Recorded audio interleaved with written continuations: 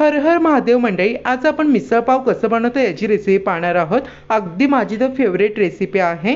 अगदी मी तुमच्याबरोबर मार्केटपेक्षाही उत्तम कोणीही सांगितलं नसेल असे टिप्स अँड ट्रिक्सने तुमच्याबरोबर मिसळपाव शेअर करणार आहे। तसेच मित्रांनो, हा चविष्ट मिसळपाव आपण अगदी 15 मिनिटात तयार करणार आहोत। चला मग चविष्ट मिसळपाव बनवायला सुरुवात करूया। सर्वप्रथम आपण मिसळकरिता वाटण तयार करत आहोत। त्यासाठी हाय फ्लेमवरती पॅन ठेवून पॅनमध्ये तेल ऍड करायचं आहे। चिरलेला कांदा, चिरलेला टोमॅटो ऍड करायचा आहे। 2 इंच इतका आल्याचा तुकडा, 7 ते 8 लसणाच्या पाकळ्या, 7 ते 8 काजू ऍड करून छानपैकी आता गोल्डन ब्राऊन फ्राय करून घ्यायचा आहे। हे बघा, 5 मिनिटात तुम्ही पाहू शकता कांदा गोल्डन ब्राऊन झाले, टोमॅटो गळला गेलाय। गॅस बंद करून देऊन हे वाटण थोडंसं थंड करून मिक्सरमध्ये या पद्धतीने बारीक वाटायचं आहे। या पद्धतीने एकदम बारीकसं पेस्ट तयार करून साईडला ठेवायची आहे। मिसळ तयार करण्यासाठी सेम मी वाटणाचा पॅन आता हाय फ्लेमवरती गरम होण्यासाठी ठेवले आहे। त्यामध्ये तेल टाकायचे, लवंग, मिरी, चक्रफूल टाकायचे, तयार केले वाटण ऍड करायचं आहे। खडे मसाले मोजकेच घेतलेले आहेत। आता हा वाटण आपल्याला छानपैकी गोल्डन ब्राऊन फ्राय करायचा आहे।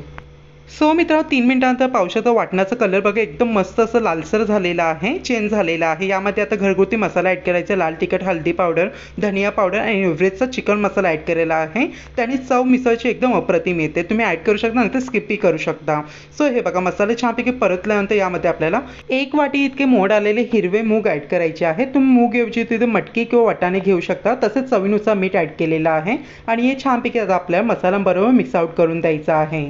मिसळला मित्रांनो जितकी छान तरी येईल तितके ते खायला सुंदर लागते। तसे तेलाचं प्रमाण थोडंसं जास्तच वापरायचं मिसळकरिता। आता यामध्ये 1 लिटर इतकं पाणी ऍड केलेलं आहे। जितकी आपली मटकी आहे त्याच्या 4 पट पाणी ऍड करायचं आहे। छानपैकी मिक्स आउट करून घ्यायचं आहे। सो मित्रांनो, 2 मिनिटांनंतर पाहू शकता मिसळ छानपैकी उकळू लागली, तरी बघा साईडने किती मस्त आलेली आहे। आता उकळी आल्यानंतर 10 मिनिटांकरिता आणखीन आपल्या मिसळ कुक करायची आहे।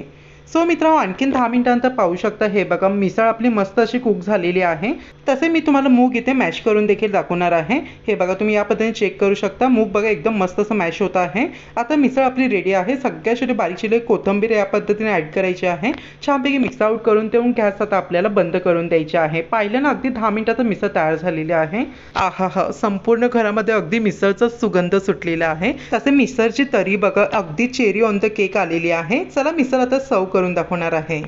सो मित्रांनो, मी प्लेटर करत आहे, तोचपर्यंत तुमच्याबरोबर एकदम टिप्स अँड ट्रिक्स देखील शेअर करत आहे। मिसळ बनवण्यासाठी तरी जर व्यवस्थित आणायची असेल, लाल तिखट व्यवस्थित वापरा, तसेच तेलाचं प्रमाण थोडंसं जास्त घ्या। तसे मिसळ अगदी बाहेरसारखी सर्व करण्यासाठी आपल्याला छानपैकी मिसळ टाकायचं, फरसाण टाकायचं, बारीक चिरलेला कांदा टाकायचा आहे आणि पावाबरोबर छानपैकी लिंबाच्या फोडीबरोबर एन्जॉय करायचे आहे। नक्की मित्रांनो, तुम्ही डिलिशियस रेसिपी ट्राय करून बघा, तुम्हाला प्रचंड आवडेल। व्हिडिओ लाईक आणि आपल्या चॅनल प्लीज सबस्क्राईब करा।